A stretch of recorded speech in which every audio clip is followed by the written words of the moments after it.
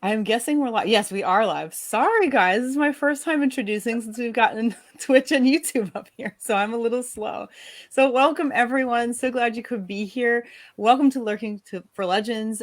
This is, as you know, a very live, as you can tell, video cast where we talk with people from all walks of the publishing industry. I'm Christy Stratus, one of your hosts. I'm a historical suspense and historical fantasy author. And I have my two awesome co-hosts here, Richard H. Stevens, who writes epic fantasy, and David M. Kelly, who writes science fiction. And tonight we have an awesome guest with us.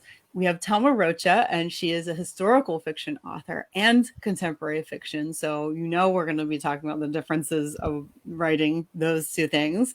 And of course, as you guys know, make sure you are participating in the chat, asking any questions you feel like asking, and, letting us know about your own works as well. So welcome, Thelma. We're really happy to have you here.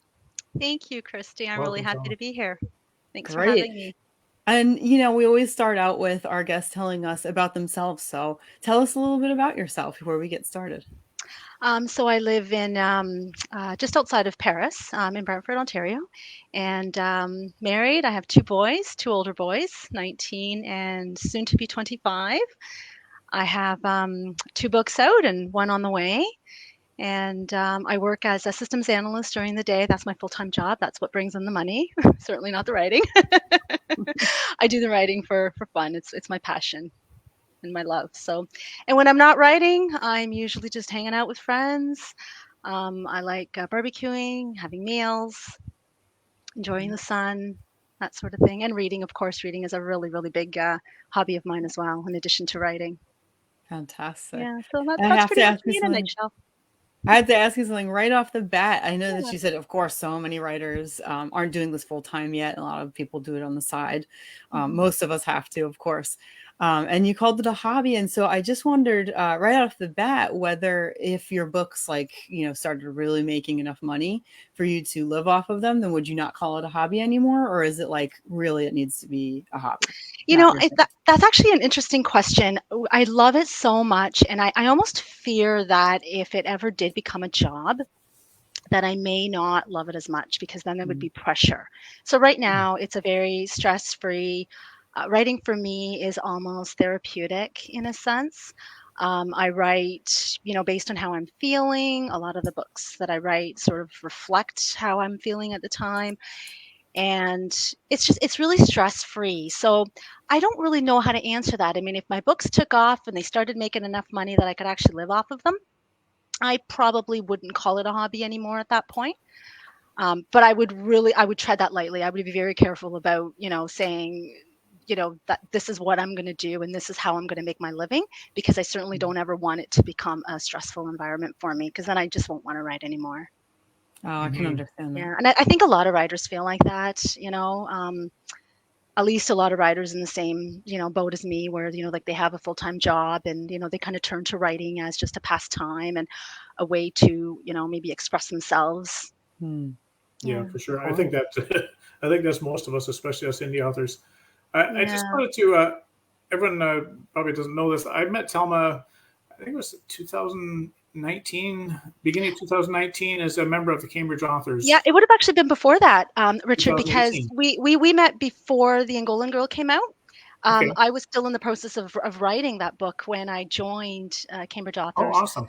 Yes, when we started going to the Badger, so I probably want to say maybe 2017, maybe 2018. Yeah, it'd be 2018 and definitely 2018. So okay. Yeah, it'd be February 2018. Anyway, and when you mentioned the Badger, that's a pub that the group actually meets at. So it's a lot of fun. So we get together beforehand and we have a dinner if people want to show up, and then we go upstairs and order drinks and talk about writing. And sometimes we have some awesome guests up there. But I wanted to talk briefly about the book that got you started. And you mentioned the Angola Girl. Correct me if I don't get this right. You were born in Angola, correct? I was born in Angola. That is correct. And your family immigrated to Canada in 1976 to avoid the civil war that erupted in 1974. And in the Angola Girl, you document this journey, which is actually, I guess it's from your grandmother's point of view. It's a story about your grandmother's life from childhood through the early stages of the war. Can you just tell us a little bit about this book? Because I know it's left a profound impact on my wife is she read it because we met you through the Cambridge authors, and she got your book and she really loved it. And we're not just saying that to hype you up here today. She really did enjoy it. So tell us a little bit about the Angola Girl, your first book. Yeah, sure. So the Angolan Girl started off originally in my mind. It was going to be more of a war story. Um, there was a lot going on with the war, and I knew the stories growing up. My grandmother was always a storyteller, so she would always tell me these stories um, about their life in Canada and leading up to the war. So when I first set out to write that book, I really thought the focus was going to be around the war, and it wasn't until I started meeting with my grandmother. So she is 93 years old this year. She's still alive, and she's doing well. And I approached her with the idea about writing her life story. And she was absolutely thrilled. She was honored, and so her and I started meeting once a week at either Tim Hortons or Starbucks. Now my grandmother doesn't speak a word of English, so she was relaying the story to me in Portuguese, and I had to translate it in English. So as she's telling me the story, I'm already taking notes, in my notebook, already translating it in English as we went along. And it probably took about 3 or 4 visits with her before I realized that her entire life just needed to be told. It wasn't just the part about the war.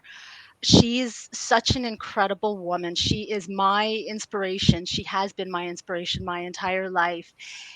And I really truly felt that she could be an inspiration for others as well. She went through things that most people couldn't even dream of going through. And she went through one after another, and she persevered and she came out stronger every time she went through one of these ordeals.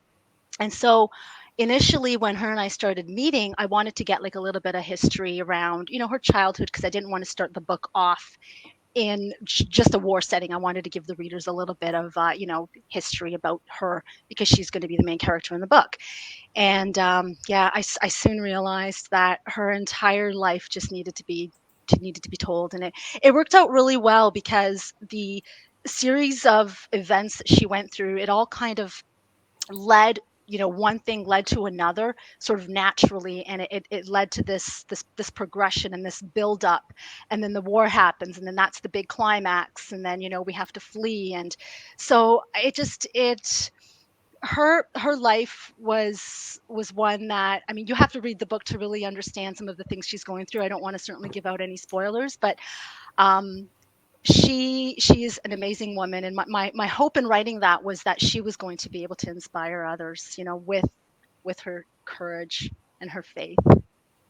That's very interesting. So I noticed your second novel, From Far and Wide, is set on Manitoulin Island. It is, which yes. is very interesting because that's just down the road from me. So could you tell us a little bit about that and what inspired that novel? Yeah, absolutely. So that novel is completely different. It is not historical, and it is not a true story. It is totally fiction, and it is more contemporary. And my husband and I went on a trip right after the Angolan Girl was written, and I was a passenger on the back of his motorcycle. So he rides, and I'm a passenger. And when you're a passenger on the back of the bike, you have all this time in the world because I'm not having to focus or concentrate. I can just enjoy the scenery. And From Far and Wide actually came to me during the trip that we took to Manitoulin Island, and I literally wrote that story in my mind on the back of the bike. And the island it did something to me. It really just inspired me. It spoke to me in a way that I can't even explain. I fell in love with the island. I haven't been back since I wrote the book. I want to, and I'm sure I will someday. It's just COVID hit, and then it became harder to get out and things like that. But the island was just so mesmerizing and peaceful, and I think it opened up the floodgates for me, and my imagination just kind of went wild with it, and I came up with the whole story in my head. And then we went back to when we got to the hotel, the Queen's Inn, where we stayed, which is actually featured in the book as well. I quickly got out my phone and I started using the notepad on my phone in order to write down all the different like major plot beats that I had come up with in my head, because I didn't want to forget any of it. I didn't go prepared to write a book, so I didn't have I didn't have a pen, I didn't have a notebook with me. So I used the notes on my phone in order to sort of just jot down all of the different ideas that I had. And then it evolved from there. And of course, it had to be set on Manitoulin because that was where I got my inspiration from. And It's a beautiful place. It certainly yeah, is. absolutely beautiful. Absolutely beautiful. A Yeah. lot of my Sorry, go ahead. No, sorry, I'm not trying to cut you off. You go ahead. A lot of people ask me, what is so special about Manitoulin Island? What do you do there? And I just say, nothing. And I think that's the beauty of it.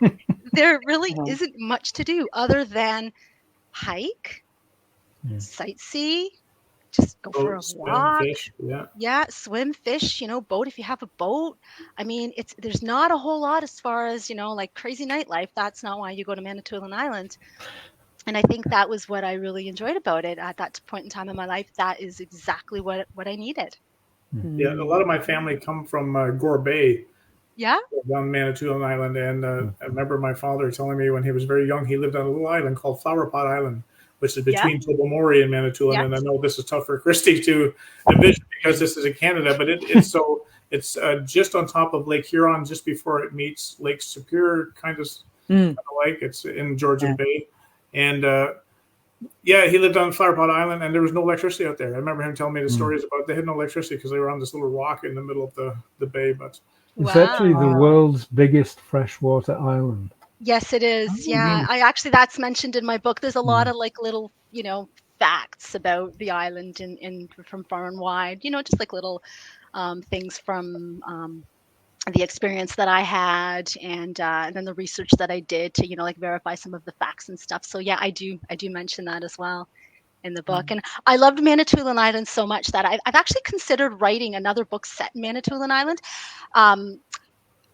There's some authors have like there's this one author that I know, she's like one of the big huge she writes about Nantucket, and every book she ever writes it's set in Nantucket, and that it's summertime when this particular author releases her next book, and it's always set in Nantucket. And I've often thought about having kind of like a Manitoulin Island series, but not a series in the sense that the stories would follow each other. The books would be standalone, but they would all sort of be set on Manitoulin Island. And I've even considered, maybe even spin-offs. My sister gave me this idea one time about a spin-off from Far and Wide, sort of continuing the story with maybe, the daughter years later or something like that. So, you never know. I've got a lot of ideas, a lot of books plotted that, may or, may not see the light of day. At this point, I'm not really sure.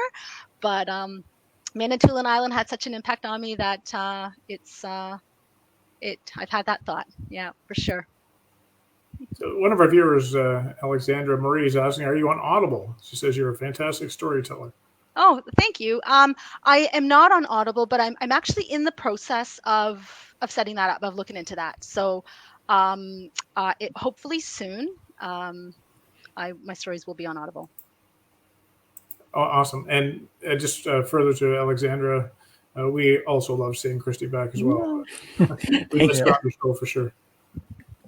Oh, here's Tara Shipping Mondu. Hi, Telma and friends. Telma's an amazing speaker and a lovely person. She was a great storyteller. Glad to know her. So, and we were talking about the Cambridge Authors. Tara is one of the founding members of the Cambridge Authors. So it's nice to see that we have some support from our local group. Yes, Tara's actually, I reached out to Tara years ago when I first started writing the Angolan Girl, because there's like a family connection there. And my husband's aunt told me about Tara, who'd written a book herself, and it was a true story, about her mother. And so I reached out to Tara at the time, and that's kind of how I became affiliated with Cambridge Authors. So yeah, I owe it all to Tara. She's wonderful as well. Yeah, great book. She has a great book as well. That's great. So, now I'm going to ask the question that all historical fiction authors are going to want to know. And that is, you've written contemporary fiction, you've written historical fiction, and the historical fiction is actually, now I know, based on your grandmother's story, right? Which is so cool. And, that's consisted of, I mean, we could formally call them interviews. Obviously, you're chatting with her, since you're related to her, but, in a way, you're kind of interviewing her and taking her story and making it into a book. So, like, tell us a little bit about the different writing process you're going through when you have somebody's story that you're translating into like a fictional account versus something just brand new that you have come up with yourself. It's a totally different process, completely different. And it's really difficult to say which one is more difficult because they each have their own challenges and their own positives. When I was writing The Angolan Girl, the challenges that I faced with writing that book was that one challenge, my grandmother didn't know English. So when she's explaining something to me in Portuguese, a lot of times I had no idea what she was talking about. I didn't know she'd use a word or something. I'd say, well, what does that mean? So then I'd have to go and ask my aunt, who is fluent in both English and Portuguese, well, what does grandma mean by this? So there was some translation, issues that we had to work out. Those were some of the minor things. On a larger scale, the one difficulty I had was the plot is what the plot is because the story it's happened. It's a story that has occurred. And so I can't just, make things up in order to, fit a traditional storytelling structure, per se, right? Now, I got lucky with the Angolan Girl because my grandmother's story sort of in itself just kind of blended itself well to, a story, which is why I decided to write it more like a story versus like a memoir or an autobiography. It's actually categorized, even though it's a true story, you'll find it at Indigo on the shelf under fiction. So you won't find it under nonfiction. And I chose to do that because I thought that it would maybe appeal to a wider audience because not a lot of people will read nonfiction. It's specific to, one audience. And I felt like I would probably, have a greater audience if I categorized it as fiction. And the story, I tried really hard to stay true to the story, how it happened, as best as possible. My grandmother's telling the story. She was, when a lot of this happened, it started off with her as a young little girl. Her youngest memory was when she was 6. And that's when sort of like when the story starts. Her storytelling didn't really have a lot of emotion because to her, this is, 80 something years later, right? She's past that. So she didn't have a lot of, emotion. She's just sort of telling me the facts. This is how it was, so I really, really struggled with, injecting, making sure that the emotion came through in the story, that the reader would really get the gist of what she really went through at that time during that specific crisis or situation. So I would ask her, pointed questions, in terms of, how did you feel and how did you react? Can you explain that to me? To try to capture the essence of the story as true as possible. Writing contemporary, you have a lot more leeway. I mean, you can pretty much do whatever you want. So from Far and Wide, I felt like the doors were just wide open to me. I didn't have to conform to any, predetermined plot. I could create a character if I needed more conflict in a scene. I could kill someone off if I decided, what, I just really want to kill that character off because I think it's going to be a good twist. I could do whatever I wanted. And so there's a lot more freedom, I think, with writing something that is not a true story, and specifically contemporary. I found it easier because I live in today. I'm experiencing life today, which is the time period in which, From Far and Wide is written. With the Angolan Girl, I couldn't write about a tree without Googling, like, well, what did trees look like in Angola back in, like the early 1900s? Like, I had no idea. I was 2 years old when we left Angola, during the Civil War. So I have absolutely no memories of Angola whatsoever. So those things were difficult. Getting the facts right. Like I remember, my aunt was a huge help to me in, she was a beta reader, so she did a lot of like the fact checking. And I remember one time she was reading one paragraph, and I was describing, there was a war scene, and my family was hiding, and I had in the book we were hiding in the basement because when my grandmother said we went to go seek refugee in the house, I just naturally in my mind assumed, well, if that were me, I would go to my basement. That would be like, there's a tornado coming, you run to your basement, right? Mhm. And then my aunt someone who pointed out that, like, well, there's no basements in the houses in Angola, right? Like that back in that time, that just wasn't a thing, right? So I'm like, oh, okay, well, I didn't even realize that, So it's those factual things that I think I really struggled with. Street names, I wanted to be as accurate as possible. Whereas with From Far and Wide, I mean, yes, I do reference street names and things like that, like of actual places. But you know what? At the end of the day, From Far and Wide is completely fictional. So, if I messed it up, it's still fictional, right? There's nothing that says that I had to use the actual street name or spell it the way it's really spelled. Maybe I purposely spelt it, differently so that there would be a difference. You know what I mean? So those were some of the biggest challenges. Character profiles is another difference.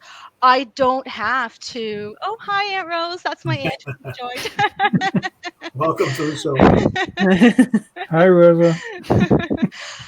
Another difference, between writing a true story and writing a fictional story is characters. So with From Far and Wide, I had character profiles for all of my characters, and I had to kind of figure out, well, what do I want my characters to, what do I want them to believe in? What do I want them to do? What do I want them to like? Like, with the Angolan Girl, I did have character profiles, but it was different. They were almost predetermined for me. Because again, like I said, I try to stick to, the reality as much as possible. And so if I'm describing a certain person, I'm trying to use, real life characteristics, for that person, as opposed to having to create everything myself. So definitely a lot more work, I think, when you're writing fictional, because you have to create everything, but you have so much more freedom with the piece that you create as well, right? So that's why I said I can't really say which one is more difficult, because they both have their challenges and they both have their positives. Yeah, For I sure. can see that. Yeah. That's why I write fantasy. I can make up whatever I want. You can, yeah, and that's a whole other, yeah. I actually have a fantasy story plotted. Right. It was supposed to be a 3-part book. I don't think I'll ever write it. Oh, come on. I just feel like I'll kind convert of you. found my niche, with contemporary. I might go back and write historical. I love historical fiction. I love to read historical fiction, so I may write another historical fiction novel someday. It probably won't be based off of a true story. It'll be, fictional.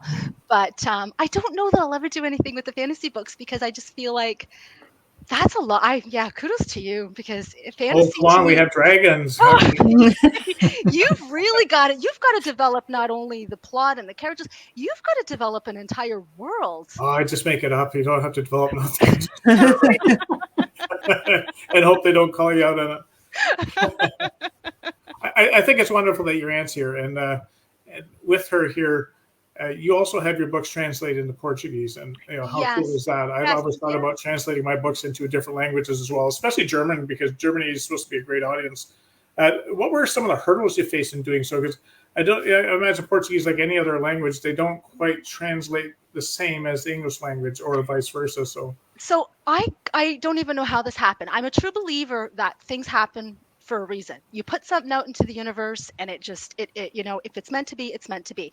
Because writing the Angolan Girl, my biggest wish was to have it available in Portuguese, because my grandmother is Portuguese, and I wanted her to be able to read the book. And my goal was eventually to do that. I looked into it. It was going to cost thousands and thousands of dollars.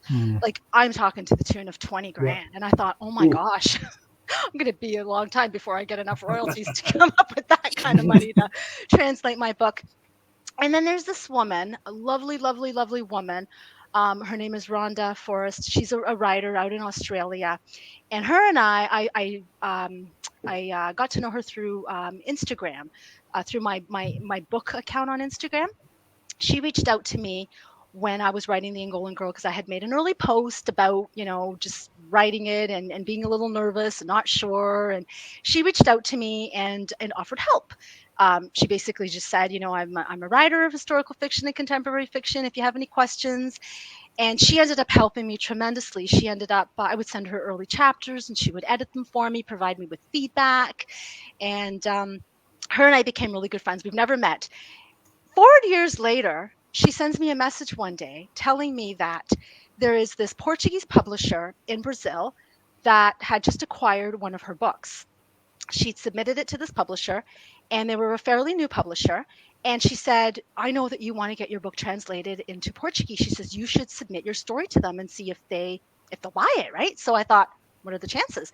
I did, and they took it. They wanted it, so they purchased the Portuguese rights to the book. So I got the book translated in Portuguese, and I did not have to pay a dime. So they are a traditional publisher. Nice. Wow. So Nice. so while the Canadian books are published through my own publishing company, the Portuguese books are published through this traditional publisher, and then they also picked up from far and wide as well, and it's also available in Portuguese. So that's how that came about. And I mean, Wow. you know, when I think back, I honestly thought at one point, I thought, oh, this is going to be impossible. I'm never going to be able to find a publisher who is going to want my book and put in the work that's required in order to translate the, you know, a 9,500,000 words, book into another language. I mean, that's a lot of work. I know what it takes because I wrote the book. So, and translating sometimes is even probably even harder, I would think, right? To make it, you know, to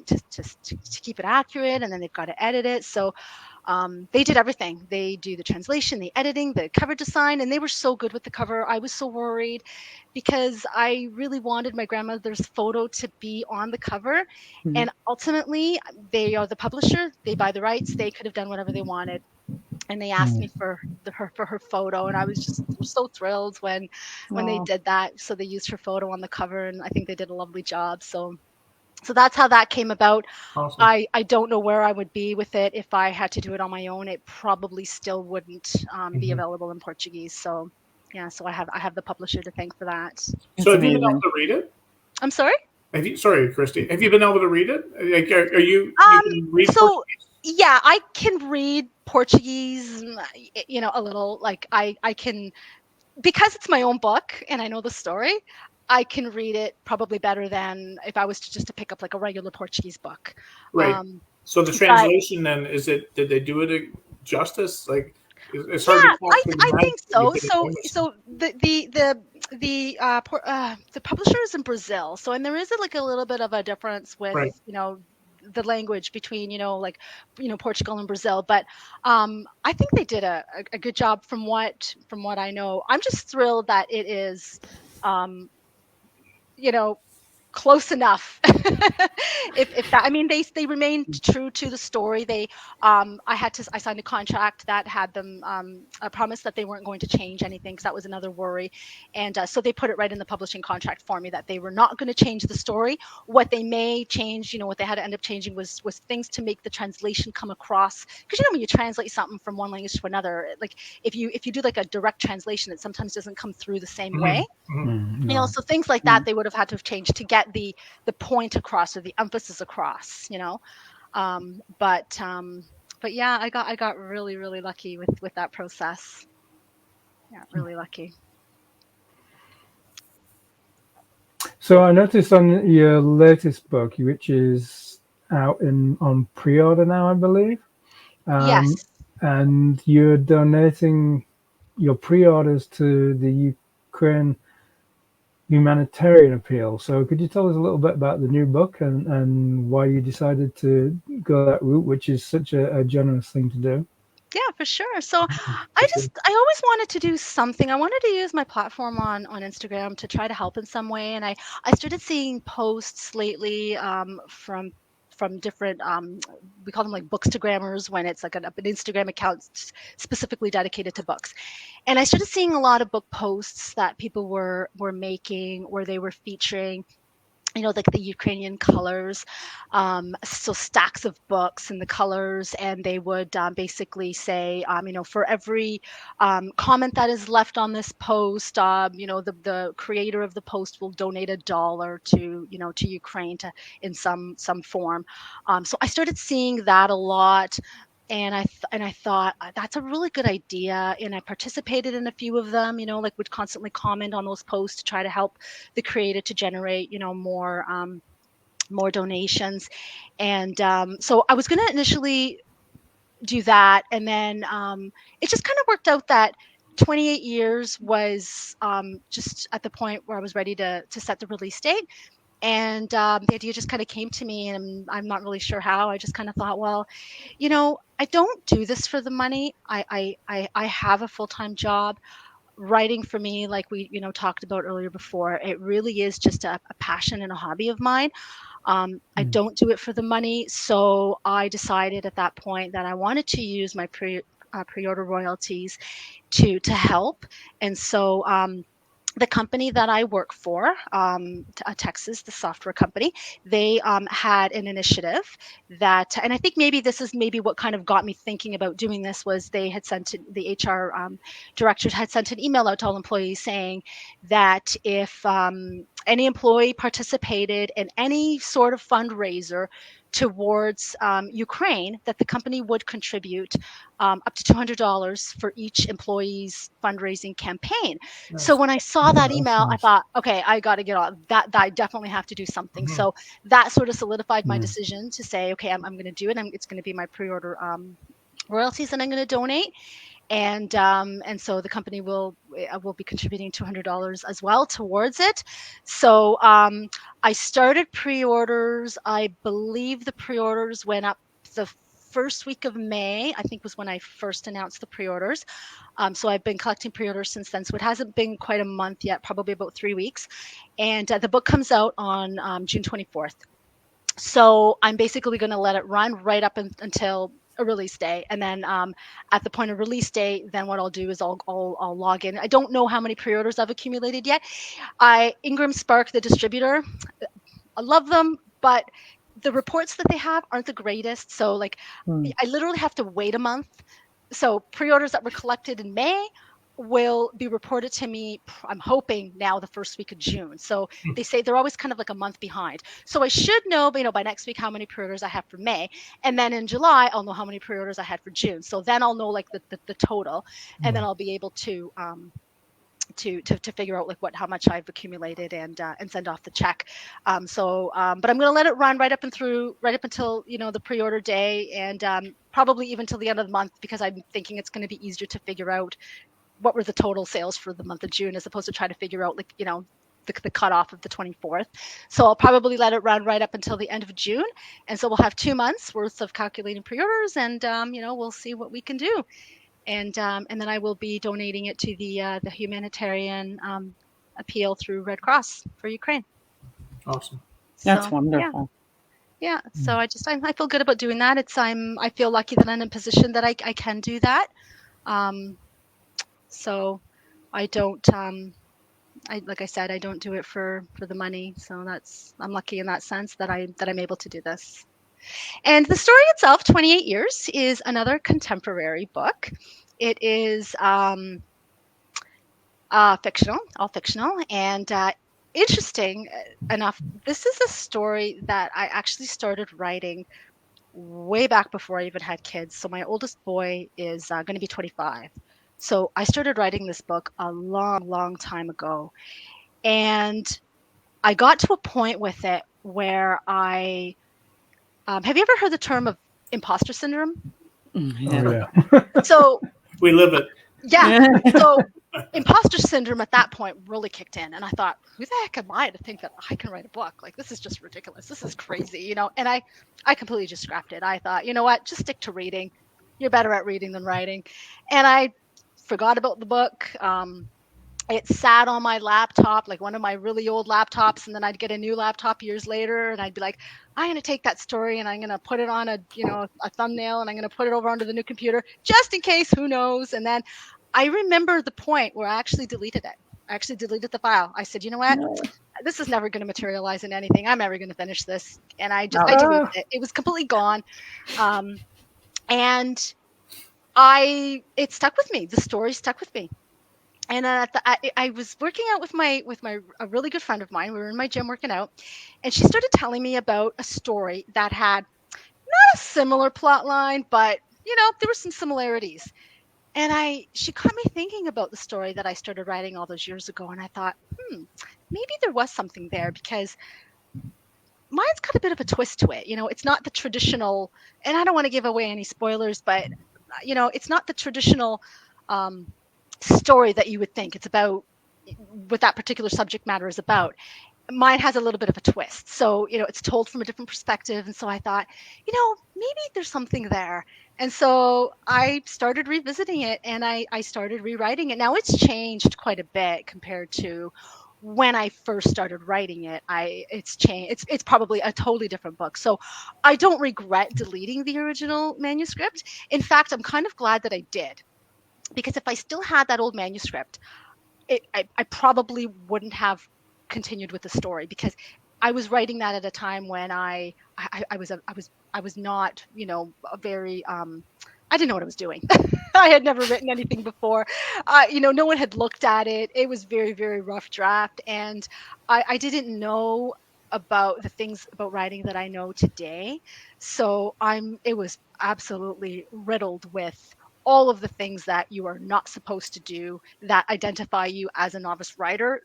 That draft would have definitely had all of those things, and it probably would have scared me off. So I'm glad in a way that I didn't have that original manuscript anymore, because what it really allowed me to do is just take the story that I still had in my head and start from scratch and write it smarter, because I find with every book that I write, my drafts are smarter. I'm writing smarter. The Angolan Girl first draft was a complete mess, because it was all about just get the story out and worry about editing later. And then from Far and Wide, I found my first draft was already better than the last book. And now with this third book, my first draft is yet even better than the last two, because you get smarter, as you write. You start learning about the things that you had to go back and fix that took you hours and hours. So you start doing that right off the bat, as opposed to just worrying about it later. So I have no regrets about deleting that manuscript. It's long gone from my life, and that's okay, because I'm really proud of 28 years. It's a story that I think will. It's a little bit more. It's not From Far and Wide is a sad story. It is a heart wrenching. You'll probably cry. A lot of my readers who read it say that they shed tears reading it. It is meant to move you. That's the intention. If you read it and you don't cry, then I don't know. Maybe I haven't done my job. So everyone tells me that they had to have some tissue handy. So I think, okay, well that was the intention. 28 years is a little lighter. I mean, it still has a lot of the same themes that you see in family dramas, but it's not as sad. It's a little bit lighter, and I think that reflects sort of like where I was too when I wrote the story. When I wrote From Far and Wide, that was the mood I was in, and it came out in that story that way. With 28 years, I was in a different mood, and so the story came out the way it did. And the one I'm writing now is yet different because of the mood that I'm in now. So I think the mood that I'm in currently really does play a big factor in sort of the output that I put out there in my books. Yeah, it's interesting. Like, I have 2.5 books that I work that will never see the light of day. How many? 2.5 novels. 2.5. Oh. And they'll never see the light of day because they're absolutely terrible. It was like while I was learning how to write, but yeah. It's like, but I didn't delete the files. I still got them. Well, the reason I deleted the files was imposter syndrome. I got to a point where I just did not believe in myself. I didn't believe in the story. I didn't have the confidence. Mm-hmm. And I just, I gave up, and I decided, what's the point of, I just keep passing this from computer to computer. Every time I get a new laptop, I keep bringing the file over, and I never do nothing with it. So it's got to go, but it's okay. It all works out. And 28 years, I think, is, compared to the original draft, a much better story. It's much more solid. The characters are much more solid. The structure is much more solid. So I'm no regrets there at all. But imposter syndrome, oh boy, I tell you that sometimes when that kicks in, it can really beat you down. So based on your experience, then, do you have any kind of advice for writers who have imposter syndrome? reach out to other writers. I found that really helps me. The Cambridge Writers Group really helped me a lot when I first joined. I got to hear some similar stories with other people, struggling with, not necessarily the same issues, but, just issues in general. And it makes you realize that you're not alone and that the feelings that you have are really normal. And imposter syndrome can really look differently for everybody, and it can sometimes rear its ugly head when you're not even expecting it. Like, I have some days, believe it or not, where I wake up in the morning and I think, I feel good, today is a good day, I'm feeling good and happy, and I've got all these plans, and then by lunchtime I'm like, oh, what am I doing? Do I even know what I'm doing? Like, it's just it's crazy how sometimes it can just creep in without you even realizing it. And the advice that I would give is just find other writers that you can talk to, that you can connect to, that you can share your story with, and have somebody else read your work and provide feedback. Feedback is so valuable, because it'll help you grow as a writer. It'll help your story to be better, and it'll give you more confidence, which then in turn, I think if you have more confidence in general on a daily basis, you can then beat the imposter syndrome, more often, or at least you're better equipped to tackle that imposter syndrome. But yeah, imposter syndrome is something that I hear that a lot of people struggle with, a lot of writers struggle with.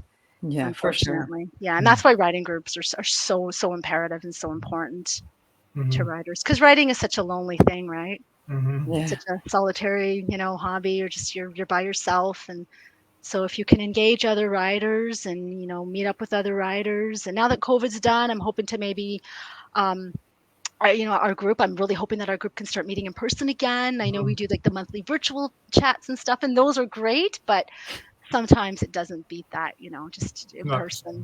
Yeah, that in-person connection. Personally speaking, I find that I come across that usually around about halfway through whatever book I'm working on. It's like I get to the sort of round about the halfway point, and then up to that point I've been fine, and then suddenly it's like I start thinking to myself, my God, this is crap. What am I writing? So Why it's the am I muddy, writing this? muddy middle. Is that the muddy middle? Yeah. So they call it the muddy middle for a reason, right? Yeah, and it's like that. Every single book I've written, it's like I've got to that point, and I'm just suddenly thinking to myself, what the hell am I doing? And it's like, That's so true. I'm writing my 14th book, and I still experience that for sure. Yeah. I think that if you are now, I am what you call a plotter versus a prancer.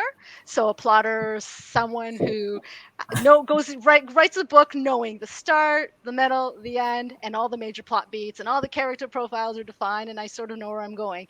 And a prancer would be someone who just kind of figures it out as they go. Are you a prancer, Richard? Oh yeah, you're all prancers. Okay. Very much. I think that because I'm a plotter, I feel like I would probably have a worse time if I was a prancer, because then I'd get to a point where I'd be like, well, where do I want to go with my story next? Like, I have no idea. Whereas, at least that's the fun of it. That's the fun of it. Yeah. See, for me, I like the plotting aspect of it is where I get I have the fun, because I can, during the plotting phase, figure out what I want my characters to do or not do, or what crisis do I want to include in there, so for me that's kind of like the fun part. And it changes too, as I'm writing. I don't always just stick to my plot. Sometimes an idea will come to me and I'll run with it, and it'll be totally different from what I had on the original plot, but that's okay. Yeah, the third of those 3 unpublished novels, that was my attempt at actually plotting, and I plotted everything in detail and spent ages working out the plot, and then started writing the book and got about halfway through, and it's like, and I just didn't want to write it because I'd already worked out what all the story was. So it was kind of like there was no interest to me anymore. You lose interest. That's interesting. I never thought of it that way. That's very, very interesting. It was kind of like trying to chew, secondhand chewing gum. Yeah. Interesting. I'll take your word for it, Dave. Yeah, no kidding. I think our guest last week, I think she mentioned that being a pantser, she had reviews from some of her readers saying, "Oh, this is another great plot twist by Sarah Cades, and she said, I had no idea that was going to happen. It's just my characters did that to me, and so being a pantser, you have no idea what's coming next. So it's kind of cool. Yeah, characters have a tendency of sometimes just going rogue. Oh yeah, right? Yeah, it's like I had one jump right off a bridge. And, that totally changed the outcome of the book because he was supposed to be integral to the outcome of the book, and he was not around after that. So, that's hilarious. That wasn't good. Oh my goodness. Anyway, Telma, I see we're past our time to close down. We really appreciate you stepping in. We did have another guest that was supposed to be here this week, and she couldn't make it. She had a new job come up, and that's fine. Life gets in the way. But we appreciate you jumping in and filling in the gap. I know you were scheduled later on in the summer, I think in July. End of July, yeah. Nope, this worked out perfect, yeah. So I'm really glad that I came on. I had a lot of fun. It was great. And, nice to meet you, Christy, and nice to see you again, David. And I'm sorry I didn't remember that we had met before. Oh, don't worry. I try to forget Dave too sometimes. Yeah. Most people do, yeah. I think I speak for all of us when we love the enthusiasm that you have in your voice and the way you talk about your books and everything else. You can tell you really love what you do. And so, maybe there's something to it that not having the pressure of trying to make money writing your book adds a lot to your story. So I know my wife really loved the first book, and she's definitely going to get the next two. So we look forward to writing you a review for those. So again, for anyone who missed it, 28 Years is Telma's third book, and it's set to release on June 24th. It's up for pre-order. And as mentioned earlier, all of the pre-order royalties will be donated to the Ukraine Humanitarian Appeal to the Red Cross, and that's very commendable. Thank you for doing that. It's certainly my pleasure. Certainly a worthwhile cause. So before we leave you with Telma, where can people find your books if they're looking for you? They can find my books anywhere books are sold. They are available in some of the local chapters, Cambridge, Kitchener, Waterloo. I know they have them physically in the store. You can get them online at any Indigo chapters. They're available at Barnes & Nobles. They're available on Amazon. So pretty much anywhere books are sold. They're distributed through Ingram Sparks. So Ingram's distributes to like something crazy like 30,000 retailers. So they're really available anywhere. Awesome. Again, thank you for being on our show, Telma. Thank you for having me. Have a great night. Oh, we're still, we got a couple more things to talk okay. about. So we're going to add you for just a minute longer. So, Christy, what's happening in the Christy stratosphere? All right. Well, let's have a rundown. Not like a ton or anything. I think tonight my newsletter is going to be going out. So if you're not already signed up for it, definitely sign up. You can find it on my website, christystratus.com. And I always have a lot of different sections in there. A lot of fun. Forgotten old movies, ambiance of the month, writing updates, all kinds of stuff. And aside from that, I have been writing the second in the Grimoire Society's series. So I'm like, like 2,400 words or something along those lines into the first episode. And I'm trying real hard to make these episodes shorter just to see if, people like that. It seems like maybe since this is a serial, it would be great if they were a little bit shorter.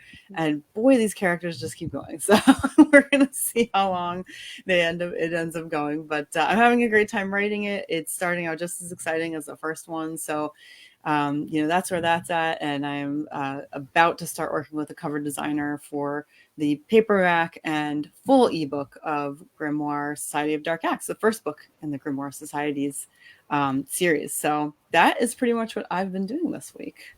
Yeah. Exciting working with a cover designer. And it's always a fun part of the process. It is. And it's so funny because you always have something particular in mind, and it either ends up totally different or it ends up like in a whole other way than you imagined, but better, like than you could have had in your head. It's an amazing process. For sure. Yeah. So, and also, can you message me later with your newsletter link? I don't think I have your newsletter, so I'll have to get on that. Yeah. Richard. Yes. Yeah, I will. I'm thinking, oh my God, I can't believe that. It's been how long? Anyway, Dave, what's happening in the David Kelly universe? So I'm pretty much on a build to the release of the second Logan Two Feathers book, called Ancient Dawn. So that's coming out on the 7th. And apart from that, I'm working on the third book in the series. And I've been going through that phase where I was saying I'm kind of like halfway through the book, and I've kind of been thinking, what the hell am I doing? Where the hell is this going, etc. And but as it happened, in amongst all my personal kind of like, you know, trials and tribulations over the last kind of week, it's like last night I went to sleep, had a dream. I now know how the book finishes. Awesome. Fantastic. So it's back on track. Oh, that's great. So with me, I'm still working on Windwalker, but the ending is coming together. I just spent all day, most of yesterday, putting the last few chapters. And to say I'm just purely a pantser, I'm lying to you now, because I've got 14 books in, and there's so much lore and everything else in my universe that I need to start having notes and stuff. So I do keep a storyline on the side, and I use that to organize, especially the last couple of chapters, because I have so many story arcs that need to come together and happen at the same time at the end of the book, and it has to make sense. So I put all that together yesterday, and it's come along quite nicely. So that Windwalker should be done very shortly. It's probably going to be more than 150,000 words. So it's going to be my biggest book yet. And Saturday this week, on June 4th, I'll be in Elmira selling my books at the Robin and the Hood Festival. So anyone from Ontario will know where that is. This is the first time I've done this show, so I'm very excited to be out there again. And on Sunday, the following day, Lauren and I, and Caroline, of course, will be heading down the highway to sell and sign books at the Stratford Comic-Con. It's put on by Pop Culture Canada, and they do all these smaller Comic-Cons at all these little venues, but they're really fun, and it'll be held inside the Arden Park Hotel. So if you're in the area and you want to pop in, come in and say hi to Lauren and I. Lauren will have a new book out shortly, and Lauren and I are attending as guest authors of the show, which is really cool. So we don't have to pay anything. We just have to show up. So it promises to be a busy weekend for us. Anyway, next week on Lurking for Legends, it's our monthly live read, and I always look forward to these. On June 7th, historical fantasy authors Anita Stewart, Lindsay Pogue, and our very own Christy Stratos are going to read excerpts from one of their novels. And with the help of David and I wonder what kind of shenanigans Dave will get up to next week. I know my personal goal is to make Christy laugh at least once. Always your goal. They're a lot of fun. So please join us next week and enjoy a taste of their wonderful stories. And did you try to put your hand up there, Dave? Is that what you're doing? No, I was just... Oh, I thought you were putting your hand up. So anyway, for Christy, Dave, and I, we thank you, Telma, for once again for joining us and sharing your wonderful journey. A lot of guest viewers here, and they really enjoyed hearing about it. So here's to for having me. Oh, you're most welcome.